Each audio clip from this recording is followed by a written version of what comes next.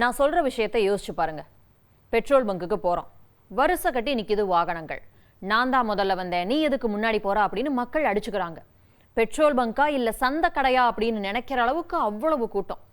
அதுலயும் அரசாங்கம் ஒரு உத்தரவு வேற போடுதுன்னு வைப்போம், இவ்வளவுதான் வரம்பு, அந்த அளவுல தான் நீங்க பெட்ரோல் டீசல் வாங்கணும் அப்படின்னு. இப்படி ஒரு நிலைமையை நினைச்சு பார்க்கவே மிரட்சியா இருக்குல்ல. ஆனா வரலாற்றுல இதுக்கு முன்னாடி இதே மாதிரி ஒரு நிலைமை ஏற்பட்டிருக்கு 1970களில்.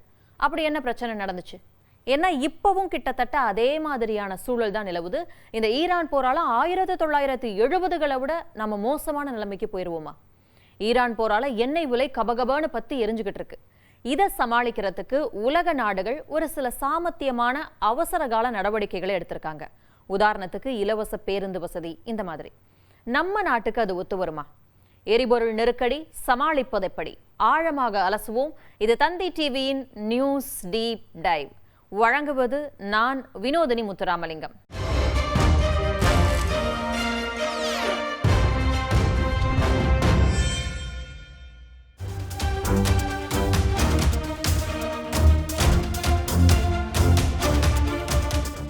நம்ம நாட்டில எல்லாம் 1 லிட்டர் பெட்ரோல் 100 ரூபாய் கொடுத்து வாங்குறோம். ஆனா ஒரு சில நாடுகள்ல 1 லிட்டர் பெட்ரோல் வெறும் 3 ரூபாய் 4 ரூபாய்க்குலாம் விற்கிறாங்க தெரியுமா? அதாவது நம்ம இங்க 1 பாட்டில் தண்ணி வாங்கினா 10 ரூபாய், டீ 15 ரூபாய். ஆனா அதையெல்லாம் விட கம்மியான விலைக்கு பெட்ரோல் கிடைக்குது. எங்க தெரியுமா? ஈரான், வெனிசுலா, குவைத் மற்றும் அல்ஜீரியா போன்ற நாடுகள்ல. ஏன்னா இங்கெல்லாம் மிகப்பெரிய அளவிலான எண்ணெய் வளங்கள் இருக்கு. அப்ப இன்னொரு இடத்துல இருந்து கச்சா எண்ணெயை இறக்குமதி செய்ய தேவையில்லை. அந்த நாடுகள் அவங்களுடைய சொந்த மண்ணிலிருந்தே எண்ணெயை எடுத்து அதை சுத்திகரித்து பயன்படுத்துவாங்க. ஈரானை எடுத்துக்கிட்டா அங்கே பெட்ரோல் விலை வெறும் 2 ரூபாய் 68 காசுகள் தான். டீசல் விலை வெறும் 55 காசுகள் தான். அடுத்து வெனிசுலால பெட்ரோல் விலை 3 ரூபாய் 23 காசுகள், டீசல் விலை 37 காசுகள் தான். ஆப்பிரிக்க நாடான அங்கோலால பெட்ரோல் விலை 30 ரூபாய், டீசல் விலை 40 ரூபாய். குவைத்தில் பெட்ரோல் விலை 31 ரூபாய், டீசல் விலை 34 ரூபாய். அல்ஜீரியாவை எடுத்துக்கிட்டோம் அப்படின்னா அங்க பெட்ரோல் விலை 32 ரூபாய், டீசல் விலை வெறும் 20 ரூபாய். துர்க்மெனிஸ்தான், எகிப்து, கஜகஸ்தான் போன்ற நாடுகள்லையும் விலை ரொம்ப ரொம்ப கம்மி, 30 ரூபாயிலிருந்து 45 ரூபாய்க்குள்ள தான் இருக்கும். இதுல முக்கியமான விஷயம் அரசு மானியம். அதாவது எண்ணெய் வளம் நிறைந்த பல நாடுகள்ல அரசாங்கம் உற்பத்தி செலவுல ஒரு பகுதியை அவங்களே ஏத்துக்கிறாங்க. இப்ப பெட்ரோலை உருவாக்க 50 ரூபாய் செலவாகுது அப்படின்னா அரசாங்கம் அதை மக்களுக்கு 5 ரூபாய்க்கு வித்து மீதம் இருக்க 45 ரூபாயை அரசே செலுத்தும். இது ஏன் இந்தியால சாத்தியம் இல்லை அப்படின்னா நம்ம எண்ணெய் வளம் மிக்க நாடு கிடையாது. நாமளே கச்சா எண்ணெயில சுமார் 85% பிற நாடுகள்ல இருந்து தான் இறக்குமதி செய்யறோம், அதைத்தான் நம்பி இருக்கோம். ஆக எண்ணெய் வளம் மிக்க நாடுகள்ல உள்ள இந்த மாதிரியான அரசு மானியம், குறைவான வரிகள், ஒட்டுமொத்த செலவையும் குறைக்கக்கூடிய உள்நாட்டு உற்பத்தி, இந்த மாதிரியான காரணங்களால தான் அங்கெல்லாம் எரிபொருள் விலை மலிவா இருக்கு. வரலாற்றுல இதுக்கு முன்னாடி 1970களில் இதே மாதிரி எரிபொருள் நெருக்கடி ஏற்பட்டுச்சு அப்படின்னு பார்த்தோம்ல. அப்ப என்ன நடந்துச்சு? 1973ல் யோம் கிப்பூர் அப்படின்னு ஒரு போர் நடந்துச்சு. மத்திய கிழக்குல நடந்த மிகவும் முக்கியமான போர். இது உலக அரசியல், பொருளாதாரம், குறிப்பா எண்ணெய் வர்த்தகத்தை ஒரு கை பார்த்த போர். எகிப்தும் சிரியாவும் சேர்ந்து இஸ்ரேல் மேல திடீர்னு ஒரு தாக்குதல் நடத்துறாங்க. என்னைக்கு? யோம் கிப்பூர் அப்படிங்கிற ஒரு யூதர்களுடைய புனித நாள் அன்னைக்கு. ஏன் தாக்குதல் நடத்தினாங்க? 1967ல் நடந்த 6 நாள் போர் இதுக்கு ரொம்ப முக்கியம். இதுதான் அதற்கான அடிப்படை காரணம். இந்த போர்ல எகிப்து, சிரியா, ஜோர்டான் ஆகிய நாடுகளை இஸ்ரேல் தோற்கடிச்சு சினாய் தீபகற்பம், கோலான் குன்றுகள், மேற்கு கரை போன்ற முக்கியமான பகுதிகளை கைப்பற்றது இஸ்ரேல். இதுக்கு பழிவாங்க 1973ல் எகிப்தும் சிரியாவும் சேர்ந்து இஸ்ரேல் மேல தாக்குதலை நடத்துறாங்க. நில பிரச்சனை தான் இதுக்கு முக்கியமான காரணமா பார்க்கப்படுது. ஏன்னா சினாய் தீபகற்பம் அப்படிங்கிறது எகிப்துடைய கட்டுப்பாட்டில் இருந்து இஸ்ரேலுக்கு போயிருக்கு. அதே மாதிரி கோலான் குன்றுகள் சிரியா கிட்ட இருந்து இஸ்ரேலுக்கு போயிருக்கு. இதெல்லாம் வெறும் நிலப்பரப்பு அப்படிங்கிறத தாண்டி எகிப்து சிரியாவுக்கு பாதுகாப்பான எல்லை பகுதிகள். 1967 போருக்கு அப்புறம் பல முறை அரபு நாடுகள் பிரச்சனையை பேசி தீர்க்க முயன்றிருக்காங்க இஸ்ரேலோட. ஆனா இஸ்ரேல் அதுக்கு ஒத்து வரல. ஆக இழந்த பகுதிகளை கைப்பற்றத்தான் இந்த போர் நடத்தப்படுது. 1973ஆம் ஆண்டு யூதர்களுடைய புனித தினமான யோம் கிப்பூர் அன்னைக்கே தாக்குதல் நடத்துறாங்க. வழக்கம் போல இஸ்ரேலுக்கு ஆதரவா அமெரிக்கா நிக்குது, எகிப்து சிரியாவுக்கு ஆதரவா சோவியத் யூனியன் நிக்குது. இதுல முழுமையான வெற்றி யாருக்குமே கிடைக்கல. கடைசியா ஐநா தலையிட்டு போர் நிறுத்தத்தை கொண்டு வந்துச்சு. எகிப்துக்கு சினாய் பெனிசுலா திரும்ப கிடைச்சது. இது 3 வாரங்கள் நடந்த போரோட முடிவு. ஆனா இந்த போரால என்ன நடந்துச்சு தெரியுமா? மிகப்பெரிய எண்ணெய் நெருக்கடி. கிட்டத்தட்ட இப்ப நடக்கிற மாதிரி அதே சூழல். முக்கிய எண்ணெய் உற்பத்தி செய்யக்கூடிய அரபு நாடுகள் ஒன்று சேர்ந்து இஸ்ரேலை ஆதரிக்கக்கூடிய அமெரிக்கா போன்ற நாடுகளுக்கு எண்ணெய் விநியோகத்தை நிறுத்துறாங்க. அதே நேரத்தில் அவங்க உற்பத்தி செய்யக்கூடிய எண்ணெயுடைய அளவையும் குறைச்சாங்க. ஆக திடீர் பற்றாக்குறை ஏற்படுது.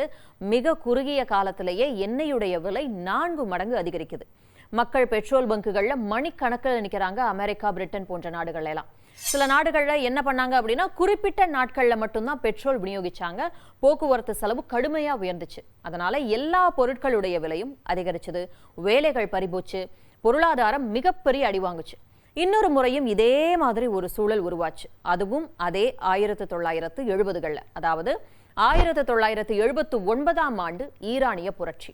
ஈரான் உலகின் மிகப்பெரிய எண்ணெய் ஏற்றுமதி நாடுகள்ல ஒண்ணா.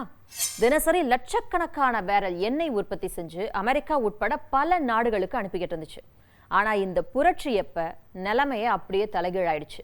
முகமது ரெசா பல்லாவி அவர் தான் ஈரானுடைய மன்னராக இருந்தார். ஆனா மக்கள் அவருடைய ஆட்சியை விரும்பல. அவர் மேற்குலகுக்கு ரொம்ப நெருக்கமானவர். அவருடைய ஆட்சி அமெரிக்கா போன்ற மேற்கத்திய நாடுகளோட ரொம்ப நெருக்கமா இருந்திருக்கு. அதனால ஈரானுடைய கலாச்சாரம், மதம் பாதிக்கப்படுறதா மக்கள் கொதித்தெழுந்தாங்க. இறுதியில இந்த புரட்சியால முகமது ரெசா பல்லவி ஆட்சியிலிருந்து அகற்றப்படுறாரு. அப்பதான் அயதுல்லா கோமேனி ஆட்சிக்கு வர்றாரு. அவருக்கு அப்புறம் அயதுல்லா காமேனி, இப்ப அவருடைய மகன் முஜ்தபா காமேனி. அயதுல்லா அப்படிங்கிறது ஒரு பட்டம். ஷியா இஸ்லாமிய பிரிவுல உயர்ந்த மத அறிஞர்களுக்கு வழங்கப்படக்கூடிய பட்டம். இந்த புரட்சி அப்ப நாட்டுக்குள்ள மிகப்பெரிய குழப்பம் வெடிச்சது. அதாவது ஈரானுக்குள்ள தொழிலாளர்கள் வேலை நிறுத்தம் செய்யறாங்க.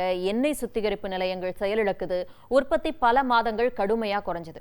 ஆட்சிக்கு வந்த அயதுல்லா கோமேனி தலைமையிலான இஸ்லாமிய அரசு பழைய மேற்கத்திய நாடுகளோட இருந்த உறவுகளை முற்றிலுமா மாற்றுறாங்க. இதனால எண்ணெய் ஏற்றுமதி ஒரே நேரத்துல சரியுது.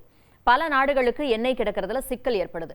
1979-80 காலகட்டத்தில் எண்ணெய் விலை இரட்டிப்பாகுது. இதை வரலாற்றில் செகண்ட் ஆயில் ஷாக் அப்படின்னு சொல்லுவாங்க. இதன் விளைவா அமெரிக்கா மற்றும் ஐரோப்பால பெட்ரோல் நிலையங்கள்ல நீண்ட வரிசைகள்ல மக்கள் காத்திருந்தாங்க. அதே மாதிரி நிலைமை தான் இப்பவும் வந்திருக்கு. இது தேர்ட் ஆயில் ஷாக் அப்படின்னு கூட சொல்லலாம். ஈரான் மேல அமெரிக்காவும் இஸ்ரேலும் தாக்குதல் நடத்துறதால ஈரான் தனக்கு பக்கத்தில் இருக்கக்கூடிய ஹார்முஸ் ஜலசந்தியை முடக்குது. இதுதான் உலக எண்ணெய் போக்குவரத்துக்கான மிக முக்கிய கடல் பாதை. இந்த வழி முடக்கப்பட்டதால உலகம் முழுக்க எண்ணெய் விநியோகம் கடுமையா பாதிக்கப்படுது. கச்சா எண்ணெய் விலை கடுமையா உயருது. இதனால ஏற்கனவே பல நாடுகள்ல பெட்ரோல், டீசல் விலை அதிகரிச்சிருக்கு. கம்போடியால 68%, வியட்நாம்ல 50%, நைஜீரியால 35%, லாவோஸ்ல 33%, கனடால 28%, பாகிஸ்தான்ல 24%, மாலத்தீவுகள், ஆஸ்திரேலியால 18% பெட்ரோல், டீசல் விலை உயர்ந்திருக்கு. குறிப்பா தென்கிழக்கு ஆசிய நாடுகளும் வளரும் நாடுகளும் இந்த எரிபொருள் விலையேற்றத்தால கடுமையான பாதிப்பை எதிர்கொள்றாங்க. ஆசிய நாடுகள் பெரும்பாலும் மத்திய கிழக்கிலிருந்து வரக்கூடிய எண்ணெய் தான் நம்பியிருக்கும். இப்ப ஜப்பான் எடுத்துக்கிட்டீங்க அப்படின்னா அது தன்னுடைய எண்ணெயில 95% மத்திய கிழக்கிலிருந்து தான் இறக்குமதி செய்யுது. தென்கொரியா 70% இறக்குமதி செய்யுது. பாகிஸ்தான், வங்கதேசம் மாதிரியான நாடுகள் கிட்ட இந்த எரிபொருள் தாக்கத்தை தாங்குற அளவு வலுவான பொருளாதாரம் இல்லாததால வேலை நாட்களை குறைக்கிறது, பள்ளிகளை மூடுறது, எரிபொருள் பயன்பாட்டை குறைக்கிறது மாதிரியான நடவடிக்கைகள்ல ஈடுபட்டு இருக்காங்க. அமெரிக்கா, கனடா, ஐரோப்பிய நாடுகள்லையும் கூட விலை உயர்வுகள் இருந்தாலும் அங்க தாக்கம் குறைவு. ஏன்னா வலுவான பொருளாதாரம் அங்க இருக்கு. அவசரகால எண்ணெய் கையிருப்பை பயன்படுத்த முடியும். அமெரிக்கால எல்லாம் பெட்ரோல் விலை ஒரு கேலன் அப்படின்னா 3.7 லிட்டருக்கு சமம். ஆக அங்க ஒரு கேலனுக்கு 330 ரூபாய் வரைக்கும் விலை அதிகரிச்சிருக்கு. அதாவது சுமார் 20%. ஆனாலும் பாதிக்கப்படக்கூடிய பிற வளரும் நாடுகளுடையோ இல்ல ஏழை நாடுகளுடையோ அமெரிக்காவை ஒப்பிட முடியாது. இந்த எண்ணெய் மற்றும் எரிவாயு அப்படிங்கிறது வெறும் பெட்ரோல், டீசல் மட்டும் தயாரிக்க பயன்படல. நம்ம அன்றாடம் பயன்படுத்தக்கூடிய ஆயிரக்கணக்கான பொருட்கள்ல இது பயன்படுது. பிளாஸ்டிக்குகள், பெரும்பாலான பிளாஸ்டிக் பொருட்கள் கச்சா எண்ணெயிலிருந்து தான் தயாரிக்கப்படுது. தண்ணீர் பாட்டில்கள், உணவு பொட்டலங்கள், செல்போன் கவரு, கீபோர்டு, கேபிள், ஊசிகள் போன்ற மருத்துவ உபகரணங்கள் இதெல்லாம் தயாரிக்க மூலப்பொருள் கச்சா எண்ணெய். அடுத்து ஆடைகள், பாலிஸ்டர், நைலான், அக்ரிலிக்னு சொல்லுவாங்கல்ல, ஸ்வெட்டர்கள், தரை விரிப்புகள், கார்பெட்டுகள் தயாரிக்க பயன்படுது. அழகு சாதன பொருட்கள், lipsticks, foundation, creams, lotions, moisturisers இதெல்லாம் இருக்குல்ல, இதுலயும் பெட்ரோலியம் சார்ந்த மூலப்பொருட்கள் இருக்கு. அடுத்து வீட்டு உபயோக பொருட்கள், துணி துவைக்கிற பவுடர், சோப்பு, பாத்திரம் கழுவுற சோப்பு, டிஷ்வாஷிங் லிக்விட்ஸ், பெயிண்ட், துப்புரவு பொருட்கள் தயாரிக்கிறதுக்கெல்லாம் பெட்ரோலியம் சார்ந்த வேதிப்பொருட்கள் தேவை. அடுத்து விவசாயம் மற்றும் உணவு உற்பத்தி பொருட்கள். அம்மோனியா போன்ற உரங்களை உற்பத்தி செய்ய இயற்கை எரிவாயு இன்றியமையாதது. ஆக எண்ணெய் விலை அதிகரிக்கக்கூடிய சூழல்ல உலக நாடுகள் என்னென்ன மாதிரியான நடவடிக்கைகள் எடுத்திருக்காங்க? இங்கிலாந்து எடுத்துக்கிட்டோம் அப்படின்னா பெட்ரோல் விலை சுமார் 18 மாதங்கள்ல இல்லாத அளவு உச்சத்தை எட்டியிருக்கு. இங்கிலாந்துல பார்த்தோம்னா எரிவாயு நேரடியா நிலத்தடியில போடப்பட்ட குழாய்கள் மூலமாவே வீடுகளுக்கு போயிடும். நகர்ப்புறங்கள்ல இந்த மாதிரி இருக்கும். ஆனா கிராமப்புறங்கள்ல இந்த குழாய் வசதி இல்லாதவங்க எண்ணெய் டேங்கை பயன்படுத்துவாங்க. வீட்டுக்கு வெளியில எண்ணெய் டேங்க் இருக்கும். அங்கெல்லாம் அதிக குளிரா இருக்கும். ஆக வீட்டை கதகதப்பாக்குறதுக்காக இந்த எண்ணெயை குழாய் மூலமா பாய்லருக்கு அனுப்புவாங்க. பாய்லர் மூலமா எரிச்சு அதை கதகதப்ப வீட்டுக்குள்ள உருவாக்குவாங்க. ஆக இந்த ஹீட்டிங் ஆயிலை பயன்படுத்தக்கூடிய குறைந்த வருமானம் கொண்ட குடும்பங்கள் செலவுகளை சமாளிக்க உதவுறதுக்காக 600 கோடி ரூபாய் மதிப்பிலான உதவித்தொகை அறிவிக்கப்பட்டுச்சு அரசாங்கத்தால. அடுத்து சீனா. உலகத்திலேயே அதிகமா எண்ணெய் வாங்கக்கூடிய நாடுகள்ல ஒண்ணு சீனா. மேற்குலக பொருளாதார தடைகளால பாதிக்கப்பட்ட ஈரான், ரஷ்யா போன்ற நாடுகள்ல இருந்து சீனா அதிக அளவுல குறைந்த விலையில ஏற்கனவே எக்கச்சக்கமான அளவுல எண்ணெய் வாங்கி வச்சுக்கிச்சு.